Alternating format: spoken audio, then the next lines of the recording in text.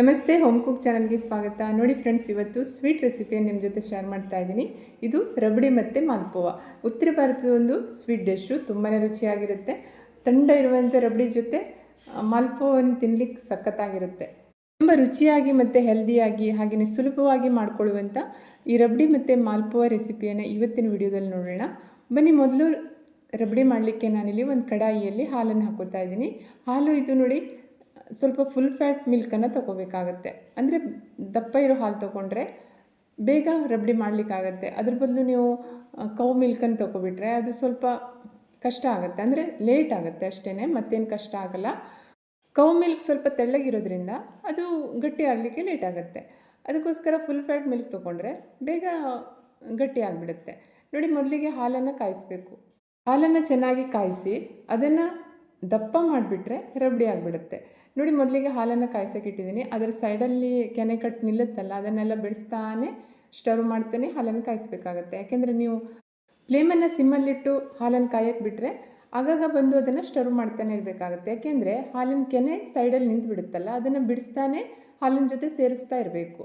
ಆದಷ್ಟು ಸ್ಟವ್ ಮಾಡ್ತಾನೆ ಈ ರಬಡಿಯನ್ನು ಮಾಡಬೇಕಾಗತ್ತೆ. ನೋಡಿ, ಹಾಲು ಅರ್ಧಕ್ಕಿಂತ ಕಮ್ಮಿ ಆದ ತಕ್ಷಣ ಮತ್ತೆ ಅದನ್ನು ಸ್ಟವ್ ಮಾಡ್ತಾನೆ ಕುದಿಸ್ಬೇಕಾಗತ್ತೆ.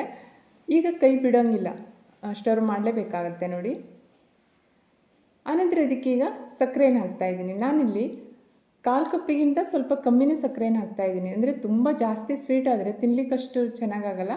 ಸ್ವಲ್ಪ ಸ್ವೀಟ್ ಕಮ್ಮಿನೇ ಇಟ್ಕೋಬೇಕು. ಖಾಲಿ ರಬಡಿಯನ್ನು ಫ್ರಿಜ್ಜಲ್ಲಿ ಇಟ್ಕೊಂಡು ಥಂಡ ಮಾಡ್ಕೊಂಡು ತಿಂತೀರಿ ಅಂತಂದರೆ ಅದು ಸ್ವಲ್ಪ ಸ್ವೀಟ್ ಇದ್ದರೂ ತಿನ್ಲಿಕ್ಕೆ ಚೆನ್ನಾಗಾಗುತ್ತೆ. ಅದ್ರ ಬದಲು ನೀವು ಮಾಲ್ಪುವ ಜೊತೆ ತಿನ್ನೋದಾದರೆ ಅದು ಆಲ್ರೆಡಿ ಸ್ವೀಟ್ ಇರೋದ್ರಿಂದ ಈ ರಬಡಿಯನ್ನು ಸ್ವಲ್ಪ ಸ್ವೀಟ್ ಕಮ್ಮಿನೇ ಮಾಡ್ಕೋಬೇಕಾಗತ್ತೆ. ನೋಡಿ, ಹಾಲು ಗಟ್ಟಿ ಆಗ್ತಾ ಬಂದಿದೆ. ನೋಡಿ, ರಬಡಿಯನ್ನು ಬೇಗ ದಪ್ಪ ಮಾಡಬೇಕು ಅಂತಂದರೆ ಮತ್ತು ಅದನ್ನು ಇನ್ನೂ ರುಚಿಯಾಗಿ ಹೆಲ್ದಿಯಾಗಿ ಮಾಡಬೇಕಂದ್ರೆ ಇದಕ್ಕೆ 1-2 ಟೇಬಲ್ ಸ್ಪೂನ್ನಷ್ಟು ಕಾಜು ಮತ್ತು ಬಾದಾಮಿನ ಪೌಡ್ರನ್ನು ಹಾಕಬೇಕು. ಅಂದರೆ ಹಿಟ್ಟಾಗಿರುವಂಥ ಪೌಡ್ರಲ್ಲ, ಸ್ವಲ್ಪ ಅದನ್ನು ಕ್ರಷ್ ಮಾಡಿ ಹಾಕಬೇಕು. ಮಿಕ್ಸರ್ ಜಾರಲ್ಲಿ ಹಾಕಿ ಅದನ್ನು ಗ್ರೈಂಡ್ ಮಾಡಿದಾಗ ತುಂಬಾ ಹಿಟ್ಟಾಗ್ಲಿಕ್ಕೆ ಕೊಡಬಾರ್ದು.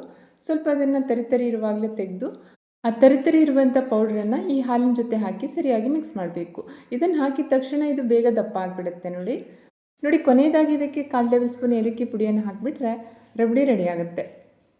ತುಂಬಾ ಗಟ್ಟಿ ಮಾಡಬಾರ್ದು, ಸ್ವಲ್ಪ ದಪ್ಪ ಆಗಬೇಕು ಅಷ್ಟೇ. ಅದು ಸ್ಪೂನ್ನಿಂದ ಇಳಿಯೋ ಆಗಿರಬೇಕು. ನೋಡಿ, ಇಷ್ಟಾದರೆ ಸಾಕು. ಈಗ ಫ್ಲೇಮನ್ನು ಆಫ್ ಮಾಡಿಬಿಡ್ಬೋದು. ಫೈನಲಿ ರಬಡಿ ಮಾಡಲಿಕ್ಕೆ ನನಗೆ 45-50 ಮಿನಿಟ್ಸ್ ಆಗಿದೆ. ನೋಡಿ, ಗ್ಯಾಸ್ ಫ್ಲೇಮನ್ನು ಲೋ ಟು ಮೀಡಿಯಮ್ ಇಟ್ಕೊಂಡು ರಬಡಿಯನ್ನು ಮಾಡಬೇಕಾಗತ್ತೆ. ಸ್ಟವ್ ಮಾಡ್ತಾನೆ ಮಾಡಬೇಕಾಗತ್ತೆ. ತುಂಬಾ ರುಚಿಯಾಗಿರುತ್ತೆ. ಇದನ್ನು ಚಿಲ್ ಮಾಡ್ಕೊಂಡು ತಿನ್ನೋಕ್ಕೆ ಸಖತ್ತಾಗಿರುತ್ತೆ. ಇದನ್ನು ಗಾರ್ನಿಷ್ ಮಾಡಲಿಕ್ಕೆ ಸ್ವಲ್ಪ ಬಾದಾಮಿ ಪೀಸ್ಗಳನ್ನು ಹಾಕ್ತಾಯಿದ್ದೀನಿ. ಇದನ್ನು ಹಾಗೇನೂ ತಿನ್ಬೋದು ಅಥವಾ ಮಾಲ್ಪುವ ಜೊತೆನೂ ತಿನ್ಬೋದು. ನಿಮ್ಗೆ ಹೇಗೆ ಇಷ್ಟ ಆಗುತ್ತೆ ಹಾಗೆ ಟ್ರೈ ಮಾಡಿ ನೋಡಿ. ಓಕೆ, ಫೈನಲಿ ರಬಡಿ ಆಯಿತು. ಈಗ ಮಾಲ್ಪುವ ಮಾಡಲಿಕ್ಕೆ ಮೊದಲಿಗೆ ಒಂದು ಬೌಲಲ್ಲಿ 3/4 ಕಪ್ಪಷ್ಟು ಮನೇಲಿ ಮಾಡ್ಕೊಂಡಿರುವಂಥ ಮಾವನ್ನು ಹಾಕಿದ್ದೇನೆ. ಅದ್ರ ಜೊತೆಗೇ ಸ್ವಲ್ಪ ಬಿಸಿ ಅಂದರೆ ಬೆಚ್ಚಗಿರುವಂಥ ಹಾಲನ್ನು ಹಾಕಿ ಈ ಮಾವನ್ನು ಸರಿಯಾಗಿ ಅದ್ರ ಜೊತೆ ಮಿಕ್ಸ್ ಮಾಡಬೇಕು. ನೋಡಿ, ವಿಸ್ಕಿನ ಸಹಾಯದಿಂದ ಅಥವಾ ಸ್ಪೂನಿನ ಸಹಾಯದಿಂದ ಕರೆಕ್ಟಾಗಿ ಅದನ್ನು ಸ್ಟವ್ ಮಾಡ್ತಾನೆ ಮಿಕ್ಸ್ ಮಾಡಬೇಕಾಗತ್ತೆ. ನೋಡಿ, ಒಂದು ಉಂಡೆ ಇರಬಾರ್ದು, ಆ ರೀತಿಯಾಗಿ ಅದನ್ನು ಕರೆಕ್ಟಾಗಿ ಮಿಕ್ಸ್ ಮಾಡಬೇಕು. ನೋಡಿ, ಇದು ಕರೆಕ್ಟಾಗಿ ಮಿಕ್ಸ್ ಆಯ್ತಲ್ವಾ? ಓಕೆ, ಈಗ ಇದಕ್ಕೆ ನಾನಿಲ್ಲಿ 2 ಕಪ್ಪಷ್ಟು ಮೈದಾ ಹಿಟ್ಟನ್ನು ಹಾಕ್ತಾಯಿದ್ದೀನಿ. ನೋಡಿ, ಟ್ರೆಡಿಷ್ನಲಿ ಇದನ್ನು ಮೈದಾ ಹಿಟ್ಟಿನಿಂದಲೇ ಮಾಡ್ತಾರೆ, ಆದರೆ ಈಗ ಗೋಧಿ ಹಿಟ್ಟಿಂದ ಮಾಡ್ತಾರೆ. ಹಾಗೆಯೇ ಇದಕ್ಕೆ ರವೆಯನ್ನು ಹಾಕಿನೂ ಮಾಡ್ತಾರೆ. ನಿಮಗೆ ಸಾಧ್ಯ ಆದರೆ ಆ ರೀತಿಯೂ ಮಾಡ್ಕೋಬೋದು. ನಾನಿಲ್ಲಿ ಚಿಟಿಕೆಯಷ್ಟು ಉಪ್ಪು ಮತ್ತು 1/4 ಟೇಬಲ್ ಸ್ಪೂನ್ ಏಲಕ್ಕಿ ಪುಡಿಯನ್ನು ಹಾಕಿ ಮತ್ತೆ ಪುನಃ ಹಾಲನ್ನು ಹಾಕಿ ಅದನ್ನು ಕಲಿಸ್ತಾ ಇದ್ದೀನಿ. ನೋಡಿ, ಇದನ್ನು ಕಲಿಸುವಾಗ ನೀರನ್ನು ಹಾಕೋಂಗಿಲ್ಲ, ಕೇವಲ ಹಾಲಿನಲ್ಲೇ ಇದನ್ನು ಕಲಿಸ್ಬೇಕಾಗತ್ತೆ. ನೋಡಿ, ಹಿಟ್ಟನ್ನು ಕಲಿಸ್ಕೊಳ್ಳುವಾಗ ಒಂದೇ ಸಮನೆ ಹಾಲನ್ನು ಹಾಕೋಕ್ಕೆ ಹೋಗಬಾರ್ದು. ಹಿಟ್ಟನ್ನು ಕಲಿಸ್ತಾನೆ ಹಾಲನ್ನು ಆ್ಯಡ್ ಮಾಡಿ ಮತ್ತೆ ಪುನಃ ಅದನ್ನು ಕಲಿಸ್ಕೊಳ್ಬೇಕು. ನೋಡಿಕೊಂಡು ಹಾಲನ್ನು ಹಾಕಬೇಕು. ಸಾಮಾನ್ಯವಾಗಿ ನಾವು ದೋಸೆ ಹಿಟ್ಟನ್ನು ಎಷ್ಟು ದಪ್ಪ ಇಡ್ತೀವಿ ನೋಡಿ, ಅಷ್ಟೇ ದಪ್ಪ ಹಿಟ್ಟನ್ನು ಕಲಿಸ್ಕೊಳ್ಬೇಕಾಗುತ್ತೆ. ಒಂಚೂರು ಉಂಡೆ ಇಲ್ಲದೆ ಇರುವಂಗೆ ಹಿಟ್ಟನ್ನು ಕರೆಕ್ಟಾಗಿ ಕಲಿಸ್ಕೊಂಡು ಮುಚ್ಚಿ ಪಕ್ಕದಲ್ಲಿ ಇಡ್ತಾ ಇದ್ದೀನಿ. ಯಾಕೆಂದರೆ ಇದು ಹಿಟ್ಟು ಸ್ವಲ್ಪ ಹಿಗ್ಬೇಕಾಗತ್ತೆ. 10 ನಿಮಿಷದಲ್ಲಿ ಈ ಕಡೆ ಸಕ್ಕರೆ ಪಾಕವನ್ನು ರೆಡಿ ಮಾಡಲಿಕ್ಕೆ ಒಂದು ಪಾತ್ರೆಯಲ್ಲಿ 1 ಕಪ್ಪಷ್ಟು ಸಕ್ಕರೆಯನ್ನು ಹಾಕಿದ್ದೇನೆ. ಅದಕ್ಕೆ 1 ಕಪ್ಪಷ್ಟು ನೀರನ್ನು ಹಾಕ್ತಾಯಿದ್ದೀನಿ. ಈಗ ಇದನ್ನು ಚೆನ್ನಾಗಿ ಕುದಿಸಬೇಕು. ಮೊದಲಿಗೆ ಸಕ್ಕರೆ ಚೆನ್ನಾಗಿ ಕರಗಿದ ನಂತರ ಒಂದು 3-4 ನಿಮಿಷ ಹೈ ಫ್ಲೇಮಲ್ಲಿ ಈ ಸಕ್ಕರೆ ಪಾಕವನ್ನು ಕುದಿಸಬೇಕಾಗತ್ತೆ.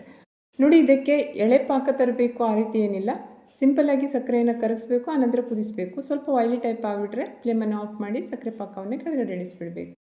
ನೋಡಿ, ಈ ಹದದಲ್ಲಿ ಹಿಟ್ಟನ್ನು ರೆಡಿ ಮಾಡ್ಕೊಳ್ಬೇಕು. ಸರಿಯಾಗಿದೆ ಅಲ್ವಾ? ಈಗ ಇದನ್ನು ಎಣ್ಣೆಯಲ್ಲಿ ಹಾಕಿ ಫ್ರೈ ಮಾಡೋಣ.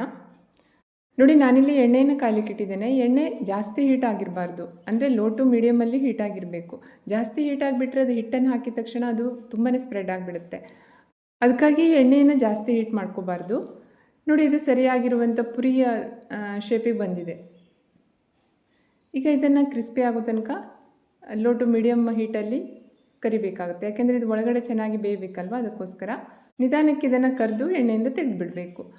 ಜಾಸ್ತಿ ಇರುವಂಥ ಎಣ್ಣೆಯನ್ನು ಸ್ವಲ್ಪ ಇದನ್ನು ಪ್ರೆಸ್ ಮಾಡಿ ತೆಗೆದುಬಿಡಬೇಕು. ಆನಂತರ ಇದನ್ನು ಸಕ್ಕರೆ ಪಾಕದಲ್ಲಿ ಹಾಕಿ ನೆನೆಯಕ್ಕೆ ಬಿಡಬೇಕು. ಜಾಸ್ತಿ ಹೊತ್ತು ನೆನೆಯೋದು ಬೇಡ, ಒಂದು 3 ರಿಂದ 4 ನಿಮಿಷ ಇದನ್ನು ನೆನೆಸಿಬಿಟ್ರೆ ಸರಿಯಾಗಿ ಸಕ್ಕರೆ ಪಾಕವನ್ನು ಹೀರ್ಕೊಳ್ಳುತ್ತೆ. ನೋಡಿ ಎಷ್ಟು ಚೆನ್ನಾಗಿ ಕಾಣ್ತಾ ಇದೆ ಅಂತ. ಹಾಗೆಯೇ ಇದನ್ನು ತಂಡ ರಬಡಿ ಜೊತೆ ತಿನ್ನಲಿಕ್ಕೆ ತುಂಬಾ ಚೆನ್ನಾಗಿರುತ್ತೆ. ಈ ಥರ ರೆಸಿಪಿಯನ್ನೆಲ್ಲ ನಾವು ವರ್ಷಕ್ಕೆ 1 ಸಲ ಅಥವಾ 2 ಸಲ ಅಷ್ಟೇ ಮಾಡ್ತೀವಿ. ಆಗಾಗ ಮಾಡಬೇಕು, ತುಂಬಾ ಚೆನ್ನಾಗಿರುತ್ತೆ ತಿನ್ನಲಿಕ್ಕೆ. ನೀವು ಸಹ ಈ ರೆಸಿಪಿಯನ್ನು ಟ್ರೈ ಮಾಡಿ. ನನ್ನ ಚಾನಲ್ಗೆ ಸಬ್ಸ್ಕ್ರೈಬ್ ಆಗಿ, ವಿಡಿಯೋವನ್ನು ಲೈಕ್ ಮಾಡಿ ಮತ್ತು ಶೇರ್ ಮಾಡಿ. ಇನ್ನೊಂದು ರುಚಿಯಾಗಿರುವಂಥ ಹಾಗೆಯೇ ಸುಲಭವಾಗಿ ಮಾಡಿಕೊಳ್ಳುವಂಥ ರೆಸಿಪಿಯೊಂದಿಗೆ ಪುನಃ ಭೇಟಿಯಾಗೋಣ. Thank you.